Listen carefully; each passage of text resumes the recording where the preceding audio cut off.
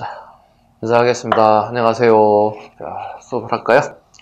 자, 오늘은 충렬항부터 갈 건데요. 자, 보겠습니다. 자, 이제 원간섭기에 관련된 부분부터 이제 출발을 할 건데요. 지금 최근 트렌드는 충렬하고 충선항이에요. 최근 5년간 기출을 분석하면 거의 모든 시험 포인트는 충렬과 충선이다. 그 전에는 다 공민항이었죠. 왜냐하면 공민항의 이 개혁 정치가 엄청났기 때문에요. 모든 트렌드가 공민항에 맞춰져 있어, 포커스가 예전에는. 최근 트렌드는 충렬하고 충선에 맞춰져 있다. 최근 기출 보면 거의 충렬 충선입니다. 무조건 여기는 한 문제 나올 거다. 필수적인 겁니다. 아주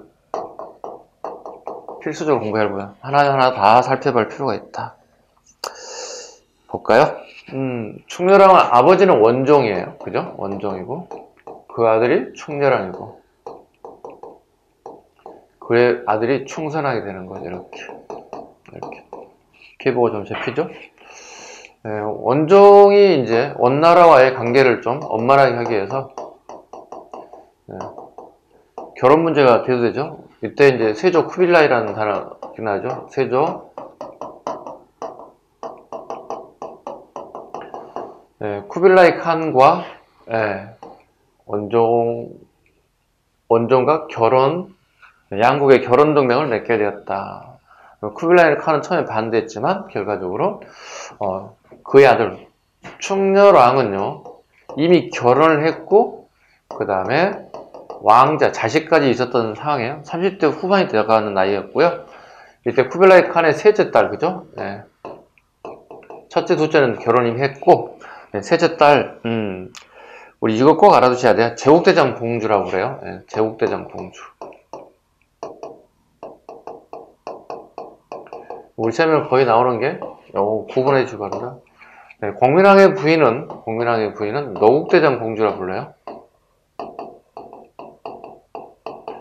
두 사람이 시험에 거의 포인트죠. 노국, 제국. 맞죠? 제국대장 공주, 노국대장 공주.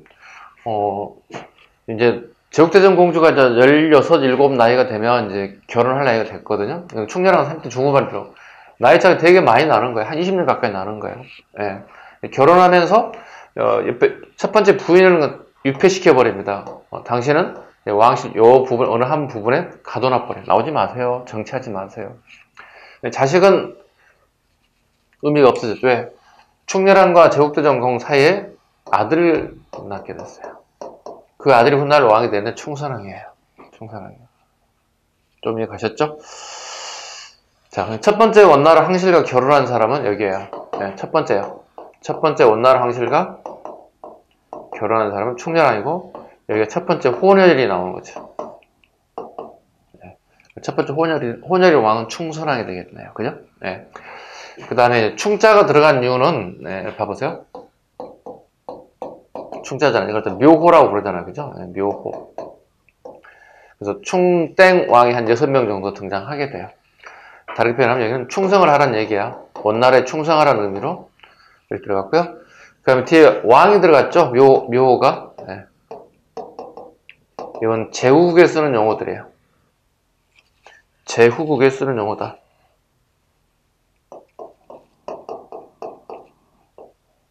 제후국에 쓰는 용어다. 원래는 왕을 쓰면 안 되죠. 그죠? 근데 우리가 제후국이 되기 때문에 이렇게 쓸 수 없는 거고요.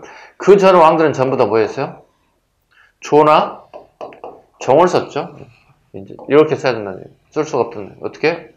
뒤에 왕이 다 붙어야 한다. 그래서, 고려가 망할 때까지 전부 다, 왕의 연호를 쓰죠. 왕과 관련된 묘를 쓰게 됩니다. 그 다음에 하나씩 또 살펴보도록 할까요?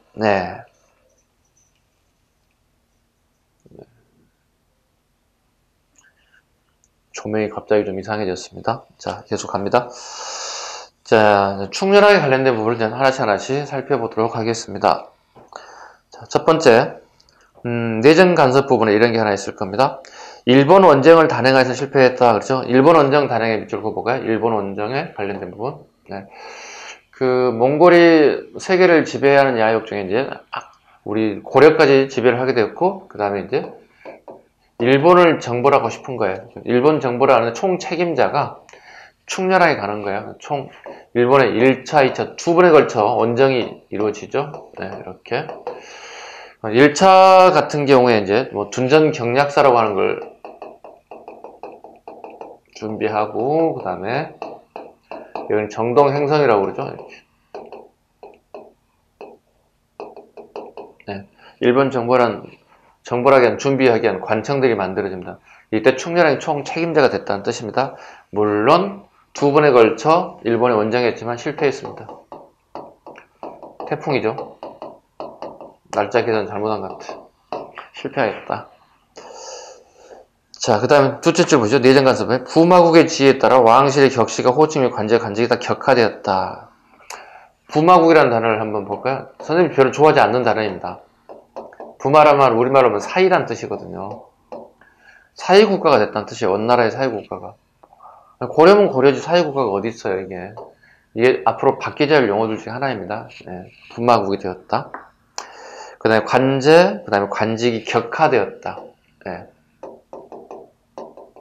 아까 방금 얘기했던 중에 하나가 조와 종을 써야 되는 묘호에 뒤에 왕이 들어가는 걸 이걸 격화라고 부르는 거예요. 그러니까 관제라든가 그 다음에 관직이 격화되기 시작했다. 이해 가셨죠? 그 다음에 이제 개혁 정치 하나씩 볼까요? 네, 시험 잘 나오는 부분들이죠. 전민 변종도감을 설치했다. 네, 아버지 때부터 이미 설치했던 것들이요. 네, 이걸 다시 설치해서 검은색 농장 혁파를 시도했다. 자, 전민 변종도감을 한번 적어볼까요?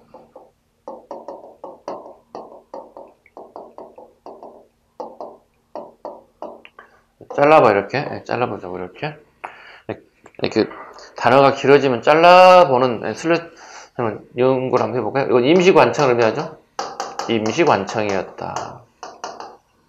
전민, 백성의 토지라는 뜻이죠. 백성의 토지를 누가 다 빼앗아갔나요? 건문세족이 다 빼앗아갔다고요. 그 백성의 토지를 다시 되돌려주는 정책을 펼치자, 이게 전민 변종 도감이에요. 근데 아버지 원종 때부터 실수했던 것들이에요. 자, 볼까요? 원종도 실패했고 충렬왕도 실패하고 모든 왕들이 이걸 다 하고 싶어요. 다 실패해요. 유일하게 성공한 케이스가 공민왕 때 그나마 성공합니다. 왜일까요? 네, 전혀 관련 없는 인사가 이걸 하게 됩니다. 승려 신돈이 이걸 하게 됩니다. 그래서 잠시나마 공민왕 때 전민 변종도감이 성공한 케이스다 보시면 됩니다. 되게 개혁정치라는 게 쉬운 게 아니거든요. 개혁정치에 관련된 부분에서 전민 변종도가 꼭 나올 수밖에 없습니다. 그 다음에 필도치 설치했다. 왕권 강화를 위해서 왕의 측근 기구로 제주회를 대신하여 국가 기밀을 담당하고 도평의사사를 견제하기도 했다. 필도치. 많이 출제되지는 않습니다. 필도치. 네. 많이 출제되지는 않지만 그래도 이런 게 있었다 정도만 하고 넘어가셔도 될 것 같습니다. 영토 회복. 고려의 요청으로 동령부는 요동으로 옮겨가 동령부 지역을 돌려받았고 탐라총괄부는 탐라만호로 개편하여 고려에 반환되었다. 이거예요. 충렬왕식의 애교적 놀이라고 얘기하는데 그 원나라의 사신들이 우리나라에 자주 올 거거든요. 왜냐면 가져갈 게 많거든요. 뜯어갈 게 많거든요. 이때 충렬왕하고 그 다음에 그의 부인 제국대장 공주가 같이 한 좌석에 배석됐을 때는 원나라 사신이라고 되게 A를 갖춘다고요. 근데 공주가 없는 상태 충렬왕만 앉아있을 경우는 되게 약간 무시하는 경향이 되게 많았어요. 그때 이제 충렬왕이 열을 받는 거야. 그래서 자기 장인어른이 되겠죠. 누가 방금 얘기했던 세조 쿠빌라이 칸이 못 해먹겠다는 거야. 나 못 해먹겠다. 차라리 나 이럴 바엔 왕 때려치고 저쪽 기퉁이 있는 땅 하나 주세요. 저기 가서 우리 마누라하고 농사 짓고 살게요. 이렇게 얘기한 거예요. 왜 그러냐고 갑자기 깜짝 놀랐을 거 아니에요. 자기 딸내미가 지금 같이 가 있는 상황인데 그래서 이래이런 상황 때문에 못 해먹겠습니다. 이렇게 얘기하는 거예요. 왕이 칸이 이 소리를 듣고 되게 기가 막힌 거지. 그래서 이래이런 상황에 담당자들 다 데려오게 하는 거야. 그 전부 다 죽여버리는 거야. 그리고 자기 사위를 위해서 사회가 요구하는 사항들이 방금 얘기했던 것들 있죠. 동령부, 그 다음에 탐납 총괄부를 반환받게 됐어요. 이게 이교적 노력이에요. 이게 이교적 노력이라고요. 속된 용어로 땡깡 넣은 거야. 땡깡 넣어서 투집 잡아서 나 못 해먹겠다고 땡깡 넣은 거지. 우리가 어렸을 때 엄마나 아빠한테 막 이거 해줘 안 하면 어떻게 거부하게 되면 어떻게 막 학교 안 갈 거야, 밥도 안 먹을 거야, 막 이렇게 했잖아. 막 이런 패턴이야. 쉽게 얘기해서 이렇게 해서 두 가지를 받아들였다고. 좀 지워야 되겠다. 좀 지울게요. 충렬랑 하고 있어요. 그죠? 되게 중요한 거기 때문에 지금 현재 예교적 노력을 통해서 우리는 이렇게 적어야 돼. 아니 책에다 땡깡 났다고 할 수는 없잖아. 예교적 노력을 통해서 어디를 반환받았다? 동년부하고 탐납 총괄부를 반환받았다. 이해 가셨죠? 그 다음에 홍자반의 편민 18서 앞에 별표 한 2개 할까요? 홍자반은 사람 이름이고요. 편민 18서 사회 여러 분야에 나타난 폐단을 지적하고 국가 재정난과 민생 문제에 대한 대책을 제시했다. 일종의 시무책이에요. 편민 18서는.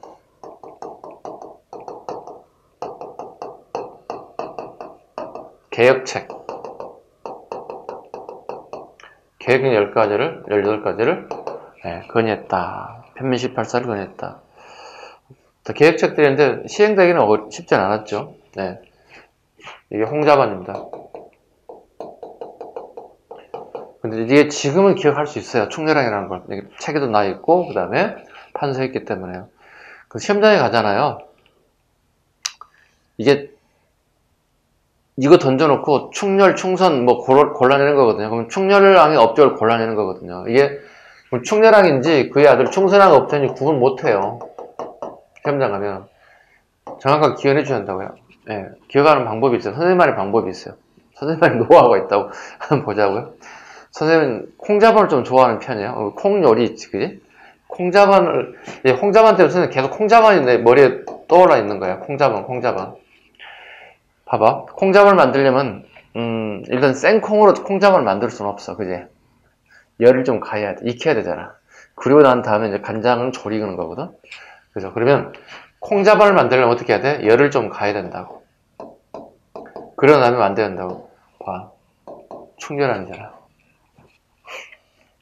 암기됐죠? 이런 식으로 암기되면 돼요. 그러니까 방지하기 위해서 혼돈을 방지해서 충성과 충렬에 혼돈이 올 거야. 이걸 방지할 필요가 있다는 거야. 됐죠? 유학진흥책 성리학 수용 안양이 성리학을 소개해야 됐다. 성리학 한번 볼까요? 누구에 의해서? 안양에 의해서. 성리학을 누가 들은 줄 아냐? 안양입니다. 외워줬어요? 성리학을 누가 가져온 줄 아냐? 성리학을 누가 들은 줄 아냐? 안양입니다. 이상 호 알아야 됩니다. 해헌입니다.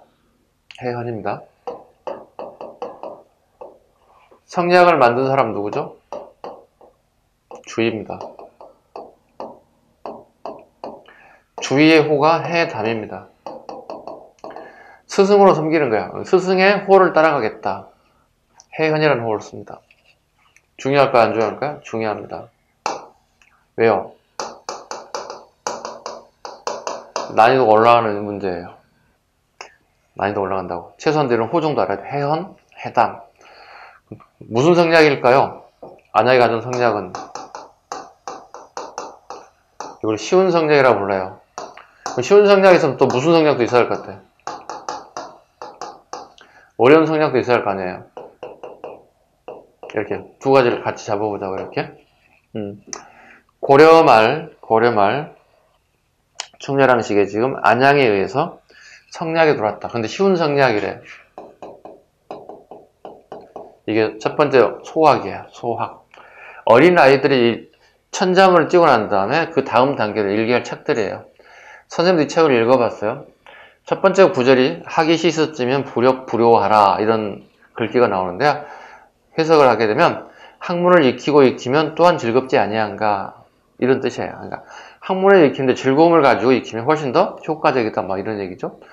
여러분도 마찬가지죠. 공무원시험 공부하게 되면 되게 지루하고 힘들고 되게 힘든 상황이 계속 반복되잖아요. 그죠? 그러한 부분을 갖다가 이겨낼 수 있는 방법은 마음가짐이라는 거죠. 두 번째, 주자가래죠. 주자가래. 주의를 갖다가 주자라고 그러죠. 성열의 반열에 오른 사람들 갖다가 우리는 보통 자자를 붙이죠. 공자, 맹자, 주자도 마찬가지겠죠. 주자가래. 주자가 말한 사대부들의 지배 예법이란 뜻이야. 사대부들의 직결, 가정의 예법이다 이런 뜻이에요. 그럼 도대체 뭔데요? 이게 얘기하는 간혼상제예요. 이걸 지켜야 한다는 뜻이에요. 자, 지금 여러분들 공무원 시험을 준비하고 있어요. 그죠? 관료가 되기 위해서 어떻게, 나 오늘부터 관료야 이렇게 할 수는 없죠. 내가 오늘부터 시청에, 내가 군청에, 구청에, 동사무소에 오늘부터 내가 공무원 할게 스스로가 이렇게 선언할 수는 없는 거잖아요. 그죠? 공무원이 되기 위한 준비 절차와 과정이 있다. 오늘부터 나는 너와 결혼할 거야. 너는 나의 와이프야. 이렇게 할 수 없어. 되게 복잡해. 연애도 해야 되지, 양가 부모의 허락도 받아야 되지, 살 집도 마련해야 되지, 결혼식도 치러야 되지, 신혼여행도 갔다 와야 되지. 그럼 어떻게? 경제생활을 통해서 생활비도 벌어야 되겠지. 되게 복잡하다고. 부모님이 돌아가셔서 상을 당했다고. 야, 죽었다 우리 부모님. 갖다 묻자. 그럴 순 없지. 관례상 절차가 다 있다는 거야. 제사 더 복잡하지. 왜? 준비하는 과정이 다 복잡하다는 거야. 이게 사대부들의 직결 예법이라는 거야, 가장. 근데 우리나라는 사대부들은 예전에 그 백분율을 프로토type 봤을 때 20%도 안 돼요. 10 몇 % 정도밖에 안 된다고요. 학자별 약간 차이긴 하지만 그 나머지 사람은 전부 다 일반 평민이라고요. 그 다음에 노비거나. 근데 사대부들이 하는 모습을 농민들 다 이걸 같이 봤단 말이지. 매일 보고 자랐단 말이지, 성장 과정들이. 그러다 보니 우리나라 전 국민들이 전부 다 관혼상제의 절차를 다 밟아. 그래서 힘든 거야. 머리 아픈 거야, 이게. 질문, 보통 이 수업을 듣는 친구들이 아마 젊은 친구들 대부분이라고 볼 거거든. 7, 80대 이상이 대부분 20, 30대. 나머지 좀 더 드신 분들도 계시겠지만, 다 이것 때문에 복잡할 거야. 앞으로 지금 결혼하신 분들도 계실 거고, 안 하신 분도 계시겠지만, 이런 절차를 밟아야 됩니다. 자, 또 어려운 성리학이란 것도 이건 조선시대에 들어와요. 조선 명종 때 들어온 계기가 임꺽정의 난 때문에 그렇습니다. 성리학이 들어온 지 100년이 넘었단 말이죠. 100년이 넘었음에도 불구하고 우리 조선이라는 사회는 아직 자리를 잡지 못해서 제자리를. 성리학자들 봤을 때 제자리를 잡지 못한 거예요. 이걸 계기로 해서 어려운 성리학이 들어온 거예요. 그게 여러분이 알고 있는 이항과 이이예요. 이항이 만든 게 주리론이에요. 여기가 주기론이에요. 이게 어려운 성리학이에요. 이게 이제 우리나라의 성리학을 힘들게 만드는 거예요. 여기까지는 할만하거든. 소학과 주자가래 정도는. 그죠? 책 한 권, 두 권만 읽으면 어느 정도 내가 사회생활하는데 큰 문제는 없거든요. 근데 문제는 이항과 이의, 이건 뭐라 해야 될까요? 철학이에요. 이건 장난 아니에요, 이건. 거의 철학이에요. 대학교 동양철학과에서 배워야 할 내용들이 많이 나온다고. 이게 우리 이제 공무원, 그 당시에 사대부들이 공부하는 내용 중에 이런 게 배워야 된다는 거예요. 얼마나 어렵겠어요. 그래서 이렇게 쉬운 성리학, 어려운 성리학. 우리나라는 성리학이 한 번에 확 들어온 게 아니다. 꼭 기억하셔야 돼. 쉬운 성리학, 고려 말의 충렬왕 때. 열만원 왕이라고 이렇게 외울 수 있어요. 열만원 왕 충렬왕. 열만원 왕이니까 어떻게, 열만원 왕이니까 어떻게, 본인이 직접 총 책임자가 돼서 일본 규슈까지 건너갔다고. 두 번에 걸쳐 다. 물론 실패했지만, 열만원 왕입니다. 쉬운 성리학, 어려운 성리학은 조선시대. 서막전 볼까요? 3번에 동그라미 3번. 안양의 건의로 양형고의 부실. 양형고의, 뭐라 그럴까요? 장학금이잖아요. 다 부실하다고요. 보충하게 서막전을 설치했다. 서막전 밑줄 그시면 돼요. 서막전. 양형고는 참고로 예종 때 만들었던 장학재단이고요. 이게 있어. 장학금이라는 게 기초적인 게 이런 게 있어. 보시면. 여러분, 고등학교 또는 대학교 시절에 장학금을 받아본 적 있죠?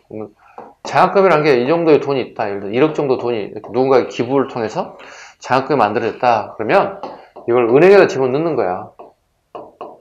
그리고 여기에 대한 이자가 나올 거야. 이자를 가지고 학생들 장학금을 주는 거야. 그래서 매년 줄 수 있는 거야. 원금을 깨먹어버리면 장학금을 더 이상 줄 수가 없는 거예요. 그런데 양형고의 장학금이 원금이 다 날아가 버린 거예요. 1억이라는 돈이 있었다면 양형고는 원금이 다 사라져 버린 거예요. 그래서 새롭게 만드는 거예요. 양형고 대신에 1억의 장학금을 만든다면 다시 서막전이라고 하는 것을 다시 만들어서 또다시 이자를 만들어서 이렇게 장학금 주는 방식을 했던 뜻이. 원금을 탕진해보면 안 되겠지, 그지? 이런 식의 장학금이 됐다. 그 다음에 문묘의 건립, 공자를 받드는 사당이 문묘를 건립하였다. 자, 문묘란 단어 보시죠? 줄임말입니다. 문성왕입니다. 그 다음에 이 묘자는 사당을 지칭합니다. 사당 묘자입니다. 그러니까 글로서 이룬 왕이라는 얘기는 공자를 지칭하는 거예요. 다르게 보냐면 어떨까요? 공자의 입회를 모시는 사당이다 이런 뜻이 되는 거야. 이걸 문묘라 불러요. 문묘를 건립했다. 총렬왕 시기에. 그리고 공자를 받던 사당인 문묘를 건립하게 됐다. 이렇게. 고려 말에 성균관이 있죠. 유생들이 공부하는 장소죠. 여기에 이제 문묘를 만들었다. 그리고 여기에 공자님 입회를 이렇게 모셨다는 거예요. 땡땡땡 신위 이렇게 글자를 적은다고 이렇게. 문묘를 만들었다. 이해 가셨죠? 문묘를 만들었다. 그 다음에 편찬에 관련된 부분 볼까요? 천추금경록, 천추금경록. 그 다음에 고금록. 고금록은 우리 역사에 총 3번 정도 등장합니다. 아셨죠? 문종주도 한번 나올 거고, 그 다음에 여시기도 한번 나올 거고. 고금록 등이 편찬되었다. 그러니까 뜻은 옛날 것을 기록하였다는 뜻입니다. 그래서 고금록은 그 명시를 어떤 사람이 만드는지에 관련된 정확한 명시가 이루어져야 됩니다. 아셨죠? 그래서 출제하기는 좀 어려울 겁니다. 1년에 삼국유사 별표 이승의 제향온기에 편찬되어 역사와 문화 정체를 찾고자 했다. 자, 볼까요? 삼국유사와 제향온기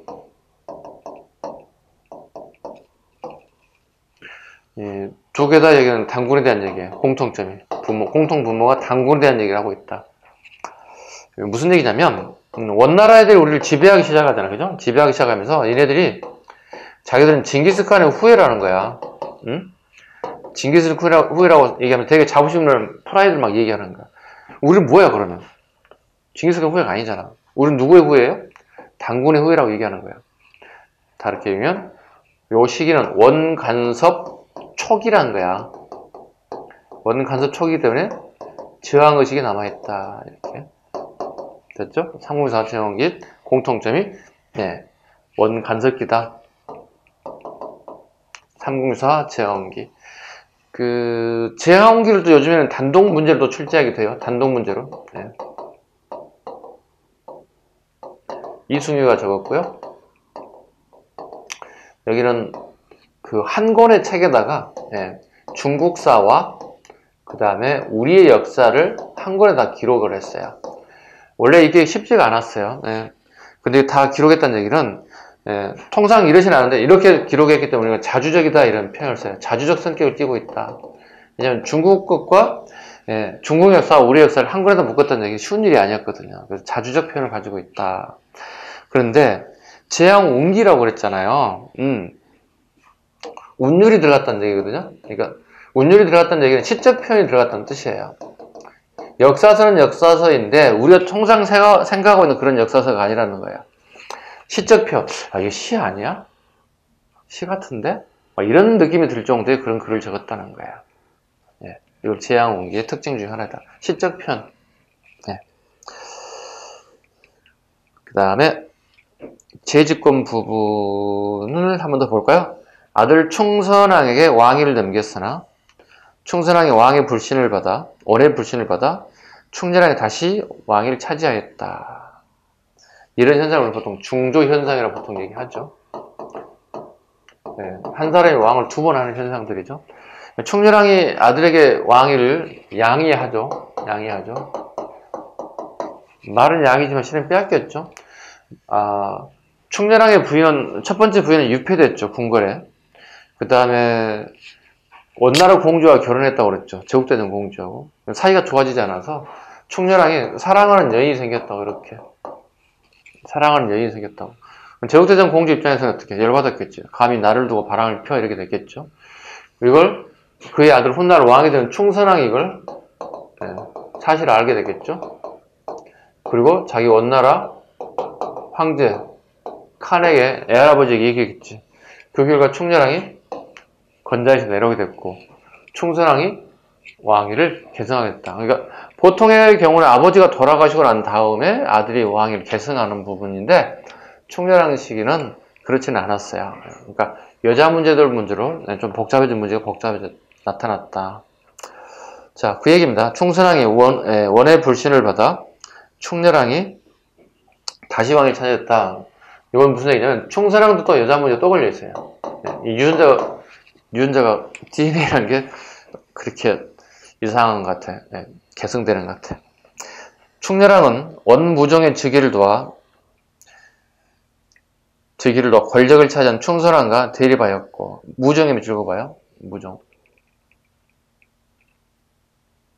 충선왕 대립하였고 충렬왕은 측근 세력들이 충선왕에게 제거되면서 또 모든 실권을 잃고 영경에는 충선왕에 또 빼앗기게 되었습니다. 그러니까 그 충렬왕과 충선왕이 이제 왕위를 이렇게 차지하게 된 배경에는 그 원무종과 밀접한 관련이 있습니다.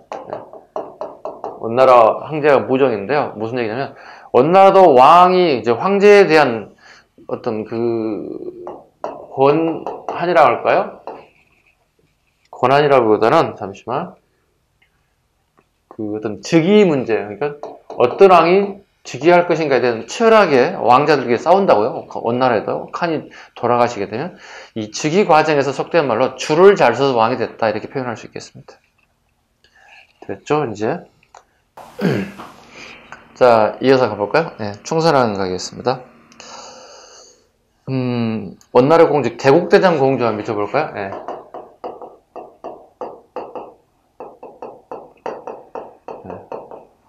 개국대장 공주하고 결혼하였다. 그 다음에 사림원 설치, 개혁기구입니다. 사림원 설치. 네. 알아야 됩니다. 사림원 설치. 개혁기구를 설치했다. 원래 명칭은 한림원이었다. 한림원은 글 공부 잘하는 사람들이 모인 거고 애교문서 작성하는 것이었습니다. 그러니까 이런 직책들을 보통 우리 문한직이라고 부르죠. 글 공부 잘하는 애들이 일하는 거다. 특히 여기는 음서 혜택으로는 들어갈 수 없는 자리죠. 보통 음서가 보통 우리 5품 이상의 고위 관료 자제들이 가는 거잖아요.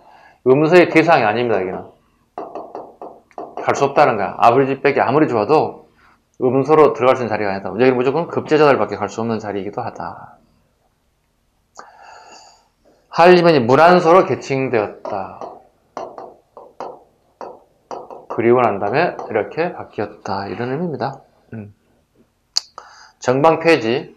정방도 한번 살짝 적어볼게요. 네. 말로 하면 좀 서운할 것 같았어요, 여러분들이. 정방이란 뭐냐면 인사기구예요. 이게 최후가 만들었던 사람이 무신정권 시기에 최후가 만들었던 것들인데 원래 인사권이라는 게 왕에게 있는 고유 권한이잖아요. 근데 관리들이 가지고 있었어요.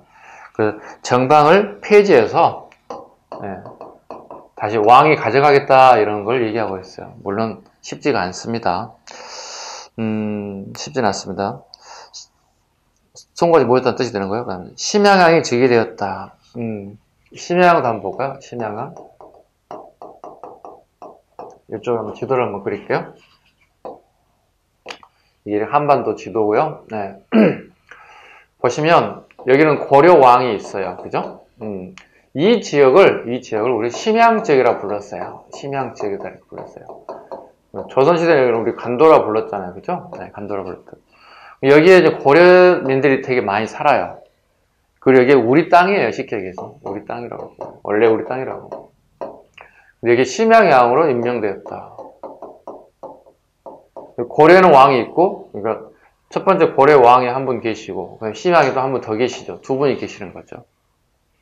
여기에 훨씬 더 파워가 있는 것이에요. 그러니까 어떤 왕을 할 거야? 그러면 심양왕을 선택하는 게 훨씬 좋습니다. 왜냐면 여기가 고려 왕보다 훨씬 더 파워 면에서 앞섰다는 거지. 근데 왕이 두 개라는 얘기는 도대체 왜 이런 짓을 했을까? 원나라가. 이재희 정책을 보시면 돼요. 오랑캐는 오랑캐 또 오랑캐 잡았다. 원나라를 우리를 볼 때 오랑캐라고 보는 거예요. 우리 보통 북방 민족들 보통 오랑캐로 보통 얘기하잖아요. 쟤네들도 우리를 또 오랑캐로 보는 거야. 오랑캐는 오랑캐를 통해서 오랑캐를 제압한다. 예, 서로 쌈붙이는 거야. 예, 과잉 충성하게 만들어주는 것들이죠. 심양왕이 즉위되었다. 예, 복위교수를 반포했다. 충선왕은 반대 세력을 제거하고 지강왕립 인재 등용, 동성혼 근친혼을 금지했다면 볼까요? 그 다음 재상지종 등의 내용이 포함된 복위교수를 반포했다. 네, 재상지종에 한번 볼까요?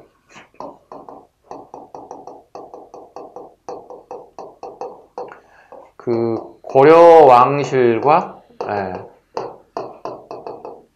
결혼할 수 있는 가문들을 여기 지정해 놨어요. 그 근친혼을 하지 못하게 만드는 거죠. 최소한 이 정도 레벨 가문들은 왕실과 결혼할 수 있다는 거지. 근친혼을 좀 막겠다는 취지입니다. 고려 조정이 근친혼 때문에 되게 힘들죠. 알면서도 이걸 잘 지켜주지 못하죠. 근친혼은 자주 얘기합니다만 그 장애아를 만들어낼 수 있어요. 태어나게 할 수 있어요. 그래서 이건 되게 안 좋은 방법입니다. 그래서 고려 왕들의 생명이 되게 짧죠. 네. 질병을 타고나기 때문에. 그 다음에 1차 입성책동이라는 단어가 들어가 있습니다. 입성책동이라는 거고요. 네. 총 4차례 정도가 이렇게 있어요. 입성책동. 이게 뭐냐면, 고려의 관리들이 왕에게 얘기하는 거예요. 왕에게 무슨 얘기를 해달라냐면, 원나라 얘기에서 고려 땅을 지배하는 원나라들이 직속령을 늘려달라는 뜻이에요. 직속량을 늘려달라. 많이 만들어달라. 이걸 요구하는 거예요. 야, 봐봐. 요즘 21세기 우리 살고 있잖아요. 대한민국 사람이 미국한테 얘기해가지고 당신네들 우리나라를 직접 지배하면 안 되겠어? 서울도 지배하고 평양도 지배하고 부산도 지배하고 대전도 지배하고 강주도 지배하고 전주도 지배하고 제주도 지배하고 말이 돼요? 이걸 요구했다는 거예요. 원나라에 막 충성한 애들이. 얘들도 우리 뭐라 그래? 검문세족들이라고 그러잖아. 부원 세력이라고 불러요. 딸릴 불자거든. 원나라의 딸랑이 세력, 딸랑딸랑 하는 세력이라는 뜻이거든. 일제강점기 보면 친일파애들이에요, 쉽게 얘기해서. 이걸 갖다가 거부해야 할 거 아니야, 그죠? 이재현 같은 사람들이 이걸 막아냅니다. 성리학 이재현이 막아냅니다. 왜? 이치적으로 옳지 않다는 거죠. 이치적으로 옳지 않죠. 이재현 같은 사람들이 막아냅니다. 이유는 세조구제 문제를 들어서 반대합니다. 세조구제의 명분을 들어서 이걸 명분을 하는 거야. 세조구제를 명분으로 해서 반대합니다. 성공하게 됩니다. 네, 세조구제는 쿠빌라이 칸을 지칭하는 말입니다.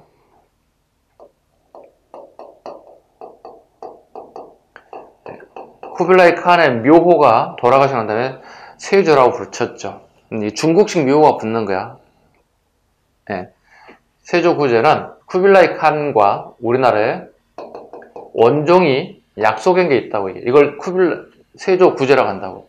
다르게 표현하면 고려의 풍습, 애절들을 범하지 말라. 우리 걸 해치지 말라. 그대로 풍속을 전치해달라는 약속을 서로 했다고. 그럼에도 불구하고 이걸 요구한다는 것은 이거에 대한 이배사항이라는 거예요. 세조구제에 대한 이배사항이기 때문에 도저히 우리가 허락할 수 없다. 반대해서 우리가 막아냈습니다. 근데 이때만 있는 게 아니라 뒤에 왕들에도 똑같은 입성책동을 주장하는 부원대들이 있다는 거야. 부원 세력들이 있다는 거야. 어때요? 어느 시대나 이렇게 국가를 갖다 배신하는, 백성을 대신하는 이런 이정자들이 존재했다는 겁니다. 우리 친일파들이 얼마나 지금까지도 말이 많습니까? 솔직히 말해서.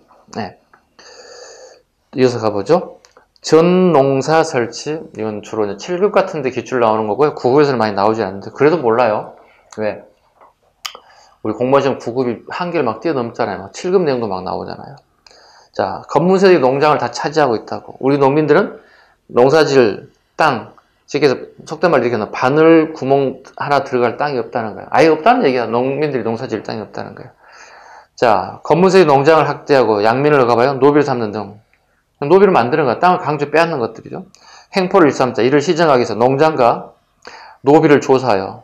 노비를 좀 풀어줘야 되겠죠. 양민들이었으니까. 네, 전농사, 사자는 관리할 사자이기 때문에 관청을 의미하는 거야. 전농사를 설치하여 국가재정 확충과 민생 안정에 기여하였다. 전농사. 네, 좀 어렵긴 하지만 7급에 나오긴 하지만 9급에 나올 것도 대비해서 네. 네. 토지, 농장을 대농장을 가지고 있는 애들 그 사이에 노비가 됐던 애들 이거 어떻게 하면 해결될까 이런 부분을 만든 게 전농사였다. 망을 잡아야 되겠죠? 충선왕입니다. 각연법, 이건 처음에 이미 기출, 9급에 기출 되게 많이 나왔던 중에 하나가 각연법이죠. 각연법이란 소금을 우리가 생산할 거 아니에요. 그죠? 소금도 생산하는데 이제 국가가 생산을 책임지게끔 관리도 하게끔 하고 국가가 판매까지 하겠다는 거예요. 왜냐면 그 당시에 소금은 되게 귀한 식재료이기도 해요. 누구나 꼭 가져야 되는 식재료이기도 해요. 지금도 우리가 소금이 없으면 간 맞추기 되게 어렵죠. 음식에, 그죠? 특히 김치 같은 경우에. 이걸 국가만이 사고 팔 수 있는 제도라. 이걸 전매제라고 부른다고. 전매제라고 부른다고. 예. 우리 1960년, 70년대만 하더라도 전매청이라는 게 있었어요. 인삼하고 담배를 전매청에서만이 사고 팔 수 있게끔 만들기도 했었어요. 이렇게 하면 어떻게? 국가의 재정 수익이 증가되겠죠. 재정 수익이 증가되는 효과를 가져오게 되었다. 그 다음에 망권당을 한번 볼까요? 네, 8번의 망권당. 이것도 기출에 자주 나왔던 것들입니다. 이건 7급에 나왔던 것들이고. 그 다음 일성책동 이것도 마찬가지로 9급에 나왔던 것들. 이것도 9급에 나왔던 것들. 이거 전부 다 9급에 나왔 다 기출이에요. 그러니까 충렬 충선항이 아까 자주 반복합니다. 자주 나올 수밖에 없죠. 마지막 뭐였지? 망권당. 이건 꼭 기억하실 것. 건물이에요. 네, 건물을 지었는데 우리나라 수도인 개경이 아니라 연경에 지었다고요. 원나라 수도인 연경, 오늘날 북경에다 건물을 지었다고. 네, 만권의 책을 보관할 정도의 건물을 지었다. 되게 그러니까 꼭 만권이 아니라 되게 많은 양의 도서를 모아서 독서실 같은 걸 만들었다. 이때 우리나라의 학자 이재헌과 원나라의 최고 학자였던 조명부가 네, 여기서 교류가 됐다. 그래서 우리가 성리학을 훨씬 더 발전된 성리학을 가져올 수 있는 계기가 됐고, 또 이걸 계기로 우리 고려에서는 조명부체가 유행하게 되었다. 글씨체입니다. 우리 붓글씨 조명부체가 유행하게 되었다.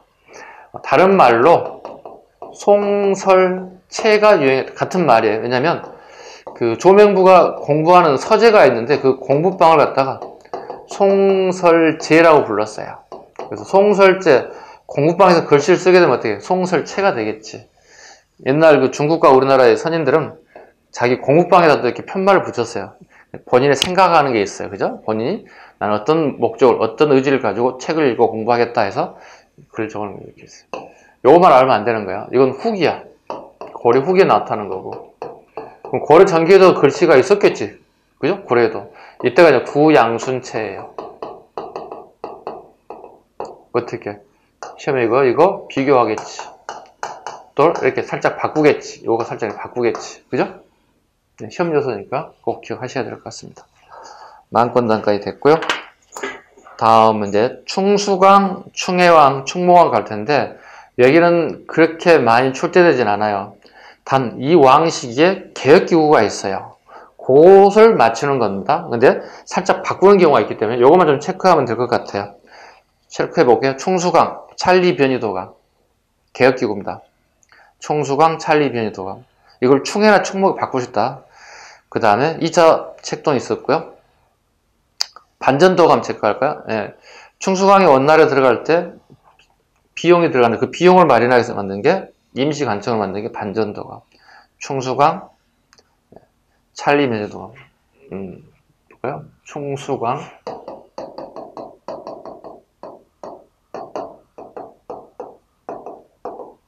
찰리 변이도감이다. 네. 이걸 가끔 충목이나 충에 이렇게 붙일 수 있다고 이렇게 같이 잡아줘요. 충숙, 그다음에 찰리, 변이도가. 그 다음에 충해, 편민, 예, 충해왕. 두 번째 거 보시면 될 것 같아요. 편민, 조례, 추변도감. 예.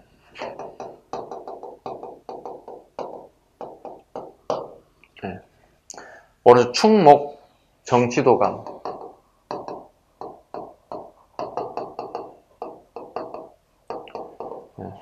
이렇게 세 가지만, 찰리변이도감, 편민출입변동도감, 그 다음에 정치도감, 이렇게 바르게 연결되지 않는 것 물어볼 가끔. 출제 빈도수는 일단 낮아. 출제 빈도수는 낮지만 이렇게 연결되는 부분은 옳지 않는 것 물어볼 수 있다. 이렇게. 그 다음에 이제 공민항입니다. 공민항은 우리가 기본으로 잡아야 돼. 나오든 안 나오든 기본으로 잡아야 돼. 소두에 말씀드렸다시피 충렬 충선의 기본이 되지만 공민항 나올 수 있다. 첫 번째 반원 자주정책 볼까요? 반원 자주정책. 몽골풍을 폐지했다. 몽골의 풍습을 폐지했다. 대표적인 게 이연종의 건의로 신하가 건의한 거야. 우리 이거 하지 말자고. 이연종 밑줄 그으세요. 변발과 변복하지 말자. 그러니까 몽골식 두발을 하지 말자는 얘기지. 앞머리 다 옆머리 다 잘라내고 뒤에 꽁지머리 길게 달고 다니는 거 있잖아요. 하지 말자. 호복, 원나라 복식을 하지 말다는 뜻이죠. 그러니까 우리가 봤을 때 원나라의 복식을 오랑캐로 보기 때문에 호복이라고 보는 거죠. 오랑캐 호자를 쓰고요. 정동 행성 이문수 폐지, 내정 간섭 기구였습니다. 내정 간섭 기구를 폐지했다. 관제 복구, 원나라 연호 폐지. 그리고 쭉 가보시면 조종 체제를 바탕으로 문종 때는 이성육부 체제를 복귀했다. 문종 때에 만들었던 이성육부 밑줄 그었습니다. 우리 당의 삼성육부 제도를 우리가 그대로 가져다 썼죠. 이성육부 제도로. 그렇게 생각하시면 되고요. 최눈파 숙청, 별표. 공민왕이 왕에 대해서 내려와서 봤더니, 원나라에 와서 봤더니, 기철이 왕 노릇을 하고 있더라는 거야. 그래서 한나라 한시 동시에 기철을 포함한 친원파들을 다 일시에 다 제거해버렸어요. 기철 제거. 힘이 있었던 이유는, 그 누이 동생이 원나라 순제의 부인이고 아들을 낳기 때문에 추후에 그 태자가 왕이 될 수 있는 사람이기 때문에 엄청난 파워를 가졌던 인사거든요. 그래서 기철이 왕 노릇을 하고 있었다는 거예요. 기철 같은 사람을 숙청했다. 그 다음에 이제 쌍성총관부를 좀 볼게요. 쌍성총관부를 탈환하죠. 우리 이미 충렬왕 때 이미 동령부와 탐라총관부는 얘기 좀 넓혀서 획득했고요. 쌍성총관부 위치를 한번 보겠습니다. 여기에요. 여기 쌍성총관부예요. 여기가 하주 지역이에요. 하주. 훗날 여기가 이성계 고향이에요. 이성계 고향이죠. 또 이렇게 얘기하면 선생님 이성계는 전주시니까 전주가 고향이잖아요. 아니 옛날 자기 조상의 고향이 전주야. 전주시야. 훗날 고려시대에 그 무신 정권 시기, 정중부 정권 시기에 정중부 이의방, 이고 이렇게 되잖아요. 이의방의 후손들을 보시면 돼요. 이의방의 동생의 후손들을 보시면 돼요. 이렇게 이의방이 죽자 이의방의 일가 친척들이 전부 다 살기 위해서는 이쪽으로 넘어갈 수밖에 없었다고 이쪽으로. 그리고 이쪽에서 원나라 사람이 되어서 살게 됐다는 뜻이죠. 그리고 이 지역을 지배자로서 즉 쌍성총과목이 설치되면서 여기에 원나라의 관리가 돼서 여기를 관리하고 있었다. 이성계 집안들이 관리하고 있던 것이 쌍성총관부였다. 그런데 원나라가 보세요. 쫓기기 시작하죠. 명나라의 한족들이 어떻게요? 명예 후족 한족들이 독립운동한다고. 그래서 쫓겨난 세력들을 보통 북원 세력이라고 그러죠. 원나라가 북쪽으로 쫓겼대서 북원 세력 이렇게 하거든요. 이때 이제 이성계 아버지하고 이성계가 고민을 하는 거야. 끝났다는 거야. 원나라 끝나가고 있다는 거야. 그렇다면 우리가 어떻게 고려의 백성이기 때문에 고려의 공민왕하고 딜이 이루어지는 거야. 우리 원나라에서 떠나서 고려 백성이 되겠습니다. 받아주시겠습니다. 얘기했죠. 받아주는 거야. 그때 공민왕 때 무장이었던 유인을 파견해요. 그 결과 이성계와 이성계 아버지 어떻게 쌍성장 문을 활짝 열어놓고 이 유인을 맞아들이게 되는 거예요. 그래서 공민왕 때 쌍성총관부를 회복하게 됐다. 이때 이성계가 이때부터 나이가 이때 당시 20살로 약간 20살의 나이였고요. 아버지와 함께 말을 타고 개성에 오게 돼요. 개성에 이제 고려 사람으로 오게 되는 거야. 원나라 사람에서. 이때 공민왕이 밖에 궁궐 밖에 나와요. 환영하기 위해서. 이러기 쉽지가 않아요. 그만큼 큰 엄청난 일인 거예요. 이게 역사적 사건인 거야.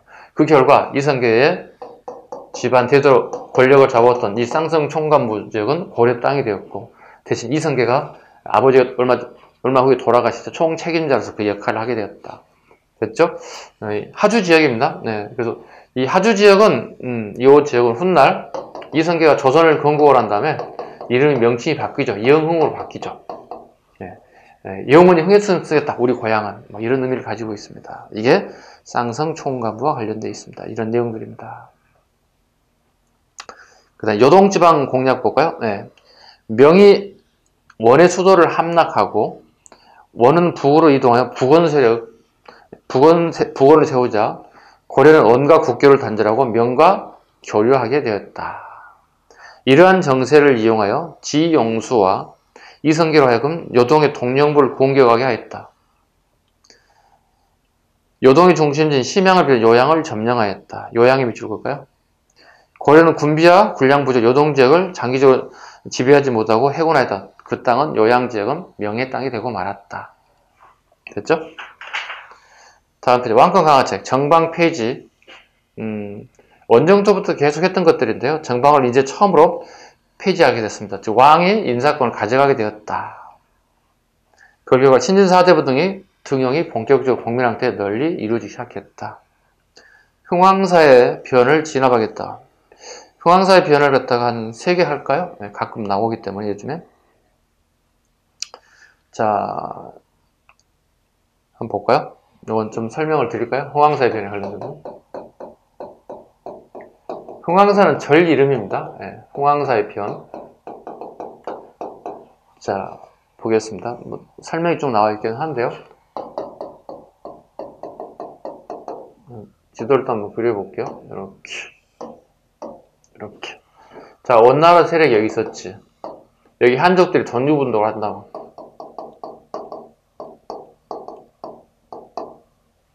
얘들 주로 이제 백년교도들이에요.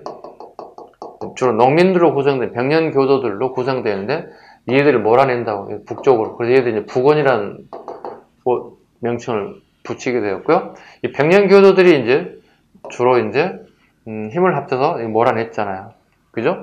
근데 얘들 주로 이제 홍건적이라고 부른다고요. 한족들이 맞아요. 독립부들. 한족을 만든 홍건적이라고 하는 얘기는 여기다 붉은 두건을 둘렀다는 뜻이에요. 표시를 하기 위해서.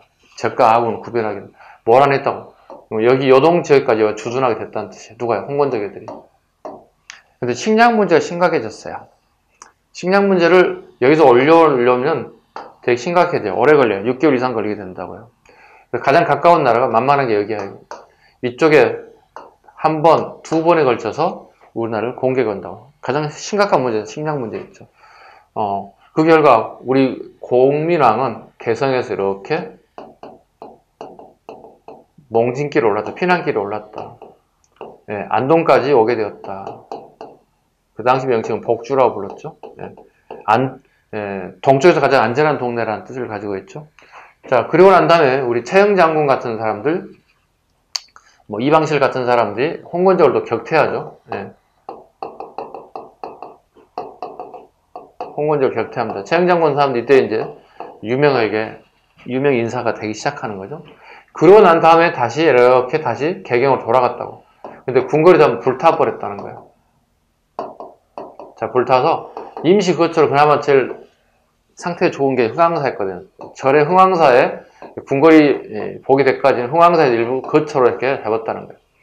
근데 이제 수행했던 사람 중에 하나가 이제 복면왕을 수행했던 사람 한 사람이 김용이라는 사람이 있다는 거예요.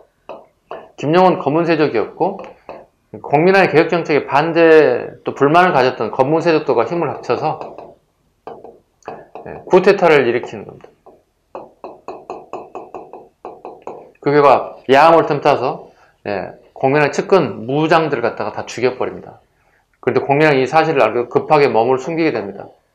몸을 숨기게 됐고 공민왕은 급하게 다시 예, 최영 장군이 연통이 됐고 최영 장군이 군사를 끌고 와서 이 관련자들 전부 다 체포하게 되었습니다.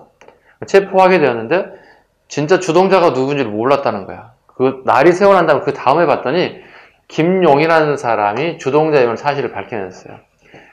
이 관련자들 전부 다 처벌을 받게 되었죠. 이게 흥왕사의 편이다 이렇게 얘기합니다. 그 전민변정도감, 그러니까 아까 서두에 말씀드렸죠. 토지 개혁 정치를 펼치겠다는 거거든요. 그러니까 건문세족들이 빼앗은 땅들을 다시 백성들에게 되돌려주겠다는 정책을 쉽게 얘기해서 이걸 신돈이라고 하는 요승, 전혀 건문세족과 관련 없는 전혀 제3의 인물을 등용해서 그나마 공명왕 시기에 그나마 성공시켰다. 땅을 다시 백성들이 되돌려주고 그 다음에 노비도 해방시켜서 양면화 시켜줬다. 그 결과 양인의 숫자가 증가되면 어떻게 국가 재정 수입도 증가될 거고 군대 갈 인원들도 늘어났을 것이다. 그래서 전민변정도 가면 공명왕 때 유일하게 성공한 케이스다 보시면 되겠습니다. 유학교육기관 국자감을 성균관으로 거쳤다. 됐죠? 그리고 조선시대도 마찬가지 국립대학이죠. 이거 조선시대 성균관이라는 명이 처음 사용됐다 이런 지문은 옳지 않습니다. 이미 기출을 떴던 지문들이죠. 과거제 정비 볼까요? 과거시험. 경학 중심으로 과거제를 정비하여 신사를 등용하였다.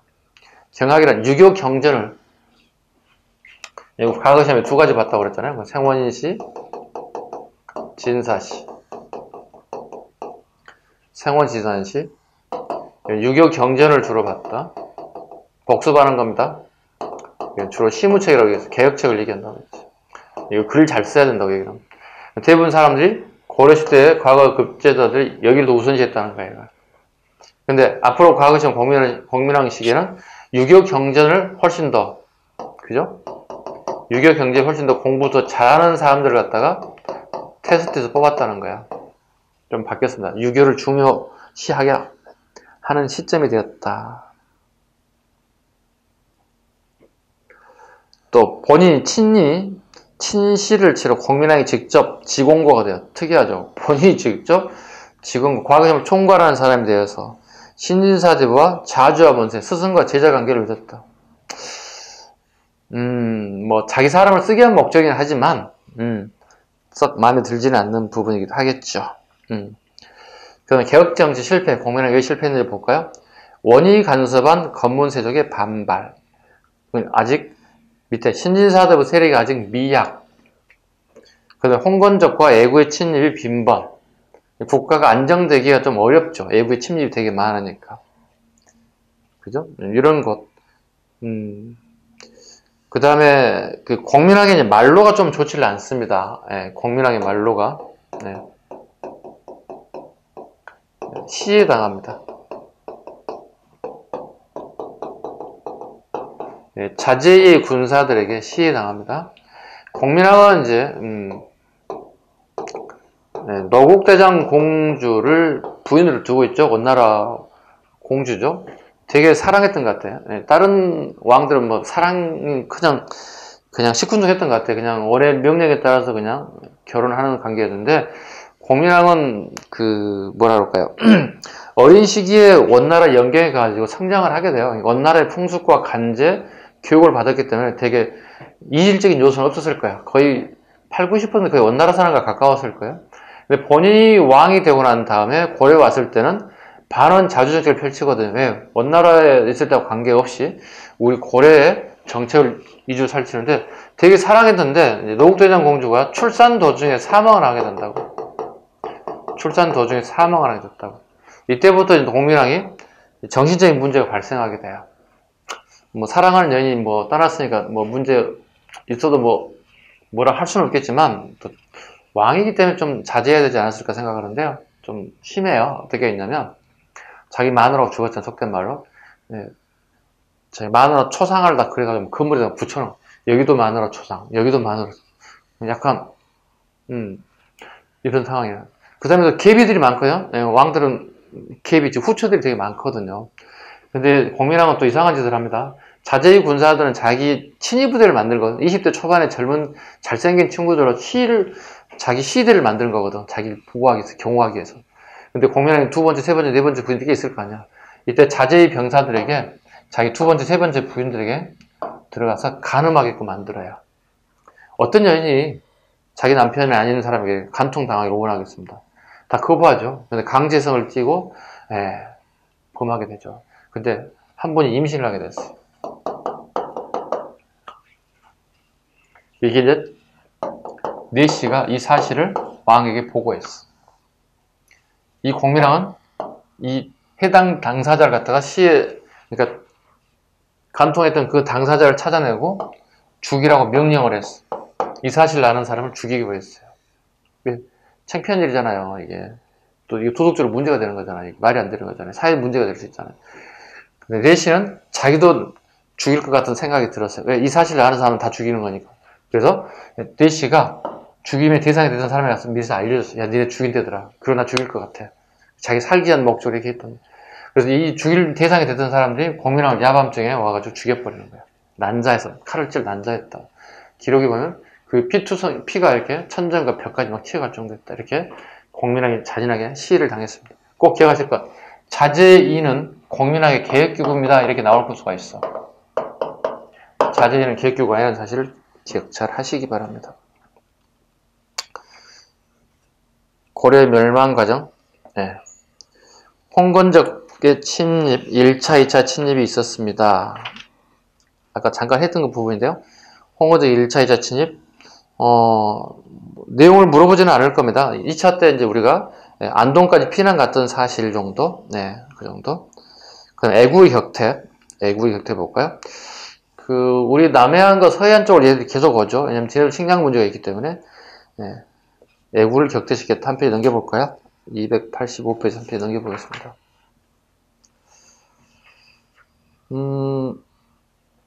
격퇴 부분 볼까요? 예교 교섭을 통해서 그렇지만 실효를 거두지 못했다. 무력 토벌이 나타나겠죠? 대표적으로 볼까요? 채무선의 밑줄 정도? 공민왕 때 채무선. 하통도감, 하양 무기를 만들어서 하통도감을 통해서 결국 우왕 때 금강하구에서 그죠? 정벌 하게 되었다. 자, 전체적인 내용 한번 볼까요? 홍산대첩, 부여를 예전에 홍산이라고 불렀거든요. 우왕 때 채영장군. 진포대첩, 채무선, 서천. 여기가 금강하구입니다. 말을 잠깐 실수한 것 같으네. 황난대첩, 황산대첩, 이성계. 요거 좀 잡아야 되겠다. 황산대첩. 우리 역사에 황산이라는 단어가 2번 나오기 때문에 황산대첩, 그 다음에 황산. 요건 지리산, 전라북도 지리산 자락입니다. 전라북도 남원 쪽 얘기합니다. 전라북도 남원 이성계가 활약했죠, 여기서.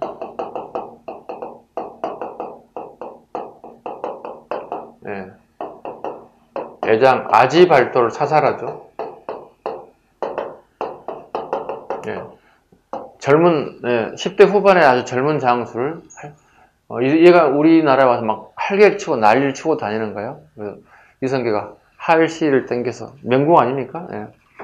아지발도를 사살 한 방으로 날려버렸습니다. 그 결과 애구들 다 격퇴했다. 황산이 또 있죠. 이건 신라 시대입니다. 신라 통일 과정에 등장하죠. 오늘날의 논산을 얘기합니다. 충청남도 논산을 얘기합니다. 대통령 결혼은 김유신 장군이죠. 김유신 장군이 서정방을 만나야 돼. 그러니까 신라 지역에서 출발하고 서정방은 금강하구로 이렇게 당나라 사람입니다. 당나라 장수. 금강하구에서 출발한다고. 서정방이 금강하구로 들어와서 점령하기 시작한다고. 그리고 김유신을 만나서 김유신 여기 불량미를 줘야 된다고 이렇게. 열심히 잘 가고 있는데 하필 이게 황산 부분, 논산 부분에서 여러분 아시는 계획장군이 5천 결사대를 와서 막겠다는 거예요. 김유신을 막겠다는 거예요. 김유신과 계획장군이 한 방 붙은 거예요. 결과적으로 김유신 장군이 계획을 물리쳤죠. 황산에서 승리하게 됐죠. 그리고 약속된 일정보다 좀 더 늦게 도착하게 됐어요. 목적지에. 그래서 서정방이 대발로발 난리 나고 왜 약속 지키지 않냐고. 김유신이 어떻게 보통 사람이니까 경상사투리 이렇게 깐나새끼는 아니구나. 함경도 사투리. 네, 땡땡 뭐 욕 되게 했을 거야. 서정박하고 다투어요. 내가 그냥 놀다 왔니 자식아 이렇게 황산에서 자식 5천 병사 박살내고 오느라고 늦었지 자식아 이렇게 얘기하는 거예요. 네. 황산 보세요. 네, 두 개. 황산 대첩도 나오고 논산에서 네, 계백장군과 김유시 싸웠던 지역도 네, 황산입니다. 명칭이요. 그 다음에 간원포 대첩. 네, 남해하고 여수 사이에 있어요. 남해하고 여수 사이에 있는 게 간원포 대첩. 쓰시마 정벌. 요즘에 대마도로 보통 얘기하죠. 여긴 창왕이에요. 위가 전부 다 우왕이잖아요. 네, 여기는 전부 다 창왕입니다. 박위.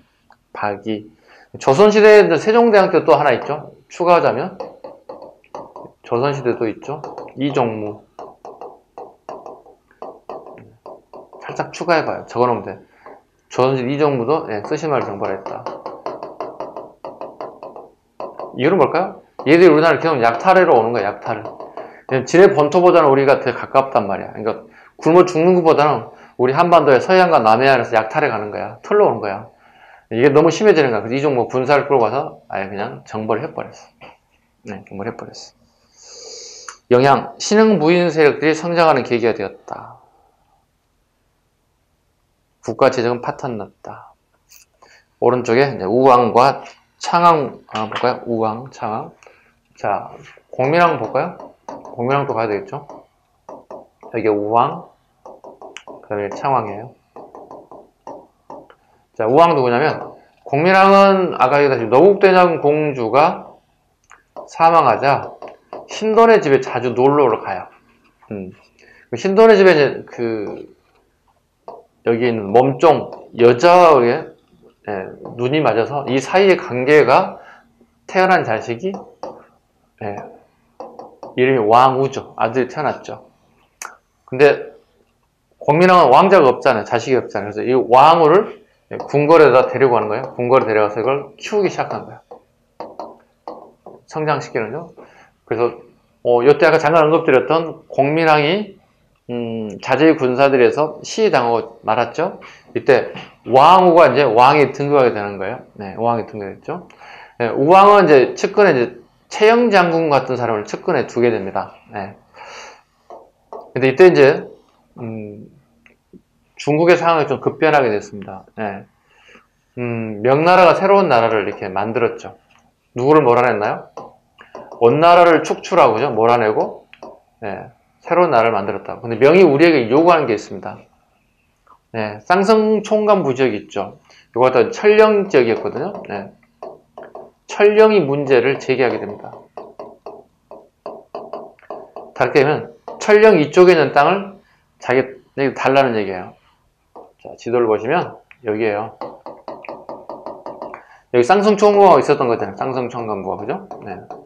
쌍성총감부 이치에 있는 이 지역을 이걸 철령 이쪽의 땅을 달라는 거예요. 자, 우리 조정에서 이걸 줄 수 있나요? 우리나라가? 어떤 사람이 어떤 국가가 자기 땅의 어느 한 부분을 떼어주겠습니까? 생각해 보세요. 우리 지금 조그만 독도 문제 하나 가지고 어떻게 일본과 우리가 치열하게 싸웁니다. 그죠? 독도 지네 땅을 우기고 있잖아요. 그죠? 시네마를 편입시켰잖아요. 그 당시에. 우리 다시 해방된 빼앗아 왔잖아요. 지금도 치열하게 싸우고 있습니다. 이거 줄 것인가 말 것인가 결정을 해준다고요. 못 주겠다는 거잖아요. 우리는 못 주겠다고 결정이 납니다. 그럼 어떻게 명나라들이 치러 올 거거든요. 이럴 바엔 차라리 우리가 명을 쳐버리겠다는 거야. 우왕과 채영은 결정을 하죠. 조민수, 그 다음에 이성계를 동원해서 어디를? 요동을 정벌하겠다고. 지금 요동의 군사가 10만이 여기 주둔하고 있다고 이게. 누가? 명나라들이. 우리는 최전방이 여기 압록강이에요. 이 압록강 중류에 이하도라고 하는 섬이 있어요. 보통 바다에 섬이 있는데 압록강 중류에 모래 둔덕이 쌓여서 섬처럼 되어 있다 해서 이하도라고 부른다고. 여기 최전방 군사기지, 우리나라 고려 최전방 군사기지라고. 네. 여기를 넘으면 어떻게 싸울 수 있는 거예요, 이제. 근데 이성계하고 그다음에 조민수가 가봤더니 도저히 싸울 수가 없는 거예요, 환경이. 그래서 상소문을 보낸다고, 상소문. 상소문 내용은 이거야. 하우에소라고 이렇게 암기할 수 있어요. 하우에소. 자, 여름이라는 거야. 전쟁을 못하겠다는 거야. 못할 이유 4가지를 적어서 보낸 게 상소문 내용이에요. 여름은 싸울 수 없다. 왜 싸울 수 없냐? 여름은 싸울 수 있죠. 근데 질병이 번지면, 요즘처럼 코로나가 번지면 전쟁할 수 없겠죠. 사람 몸이 아픈데 무슨 전쟁이야. 곧 죽게 생겼는데. 그죠? 이런 내용들. 여름이다. 여름 하자니까. 그 다음에 우기다. 우기면 싸울 수 없다는 거야. 우기가 있어서. 아니, 비 오면 싸울 수 없나? 싸울 수 있지. 이유는 뭘까요? 우리의 주력 무기는 뭐예요? 칼이에요. 칼도 있지만 칼은 백병전, 근접전이야. 근데 쟤도 군사 숫자가 많아요. 근접전에 싸우면 우리가 승리할 수 있는 가능성이 줄어들어요. 왜? 머리 숫자로 싸우는 거니까, 이해했어. 그러면 먼 지역을 할시를 당겨서 승리할 수 있는 방법은 이거밖에 없는 거거든. 근데 이게 우리가 악교를 사용한다고, 이음새 부분에. 근데 이게 비가 오게 되면 이게 탄력이 떨어져서 할시를 당길 수가 없는 거야. 가장 우리 주력 무기를 사용할 수 없기 때문에 전쟁에 참여할 수 없다는 거지. 남쪽에 애구가 우리나라에 올라온다면 우리 남쪽이 침입당할 수 있다. 우리 역사상 작은 나라가 소국이 대국을 치는 지금까지 본 적이 없다. 성공한 경험이 없다. 그럼에도 불구하고 우왕과 채영 계속 진격 명령, 압록강 건너라는 거지. 조민서 채영은 건널 수 없다는 거지. 왜? 얘들 사병대로 갔어. 이제는 다 사병이야. 자기 사병 다 죽일 수 있다고 생각하는 거야. 왜? 자기들이 먹여주고 키운 애들이야. 다 충성하는 사병들이라고. 왜?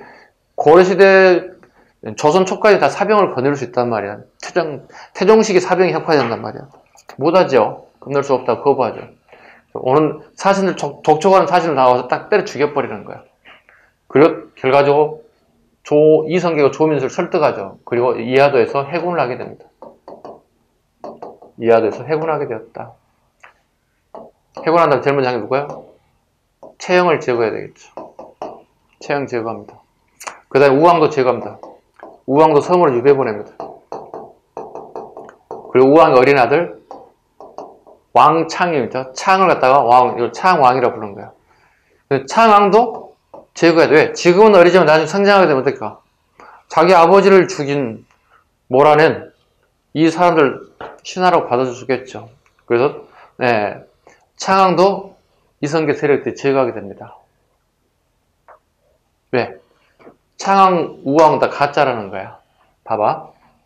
공민왕은 신돌의 집에 있는 여자 몸종을 만나서 아이를 낳았다는 거야. 이게 진짜 공민왕의 아들인지 친자인지 확인할 수 없다는 거야. 이 문제가 되게 심각한 문제가 된다는 거예요. 그래서 폐가 입진이라는 단어를 써요. 가짜를 폐하고 진짜를 세우자는 거야. 그러니까 우왕과 창왕은 진짜로 볼 수 없다는 거야. 결국 이거 가짜라는 거야. 명분을 이렇게 만드는 거야. 왜? 왕의 찬탈 과정이에요, 쉽게 얘기해서. 그래서 우왕과 창왕을 다 제거해버리는 거죠. 그리고 나는 왕 되기 싫어요. 도망다니는 왕 유일하게 여기 있어, 이게 마지막 공양왕이 되는 거거든.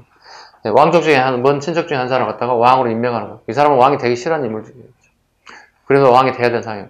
어떤 사람이 시한부 왕을 하고 싶겠어요. 너는 한 몇 년 하고 너는 죽어야 돼. 뭐 이런 왕을 하고 싶은 사람이 없죠. 이게 이제 공양왕이에요. 근데 공양이 왕이 됐다고. 근데 대고본 좀 억울하거든. 그렇게 죽기는 억울하고. 물론해도 억울하거든. 근데 마침 이성계가 말을 타다가 낙상을 했어. 중상을 당했다고. 이성계가 중상을 당하게 되면 어떻게 해요? 찬스야.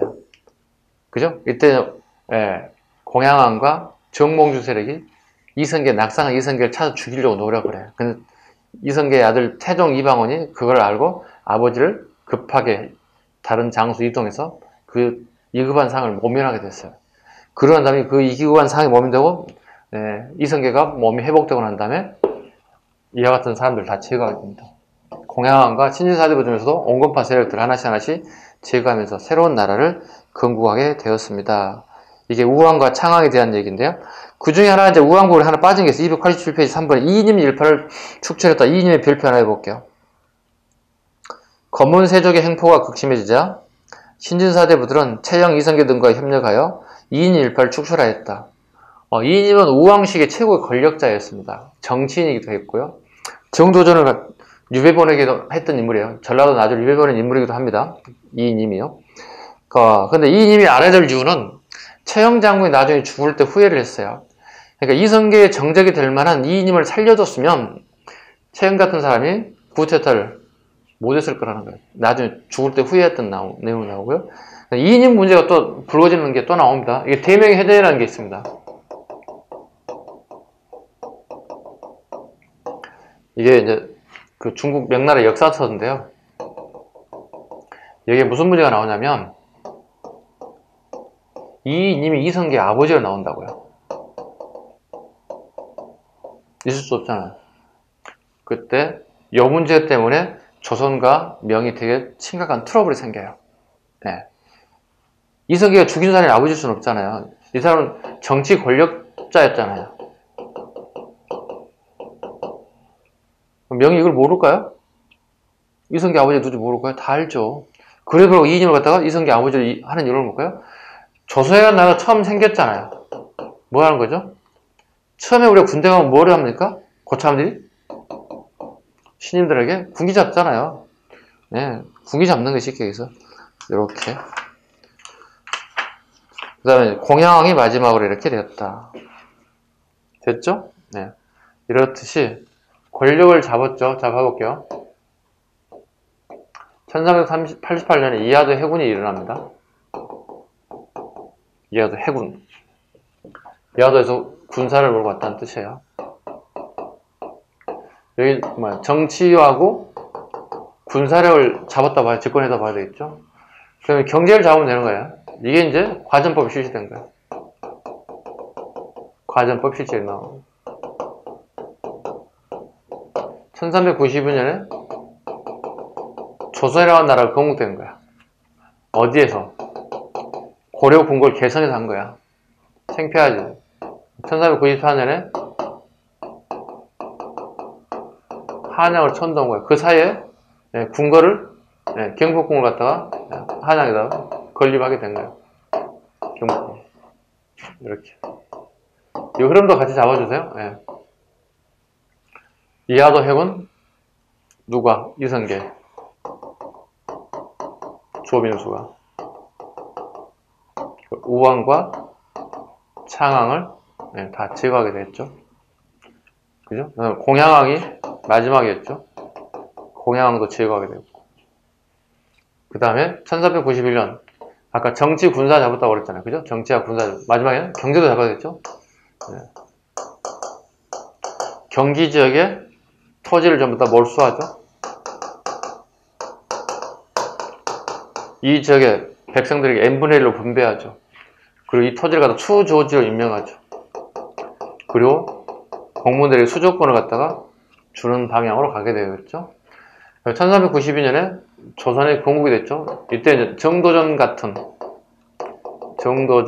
조준, 권근